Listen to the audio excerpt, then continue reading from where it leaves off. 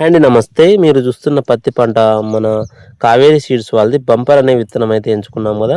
So, మొక్క stage వచ్చి ఈ విధంగా ఉంది. సో, ఇప్పుడు మనకు ఈ పత్తి పంటలో మొదటి దశలో మనకు మేజర్‌గా వచ్చే సమస్యలేంటంటే, ఈ జీడ సమస్య, పచ్చదోమ, తెల్లదోమ సమస్యలు ఎక్కువగా వస్తుంటాయి. ఆల్రెడీ మనకు ఆకు అడుగు భాగాన గూడా ఉంది. లైట్‌గా ఇప్పుడే స్టార్ట్ అవుతుంది. సో, ఇవన్నీ కంట్రోల్ అవ్వడానికి ఒక బెస్ట్ స్ప్రేయింగ్ అయితే మనకు పత్తి పంటలో అవసరం. సో, ఈ మొదటి స్ప్రే అనేది ఏ విధంగా ఉండాలంటే, ఈ జీడ గాని, తెల్లదోమ, పచ్చదోమ అన్నీ కంట్రోల్ అయ్యి మనకు త్రిప్స్ అనేది కూడా కంట్రోల్ అయ్యి మనకు మొక్క పెరుగుదల అనేది చాలా అవసరము. సో, ఈ పెరుగుదల రావడానికి ఒక బెస్ట్ మందేంటంటే జేటీ అగ్రిటెక్ వాళ్ళది జేటీ స్టార్ అనే మందునైతే వాడుకోవచ్చు. సో, మనమైతే స్ప్రే చేస్తాము. ఈ పొలానికి తడిబెట్టిన తర్వాత స్ప్రేయింగ్ అయితే ఖచ్చితంగా చేస్తాను.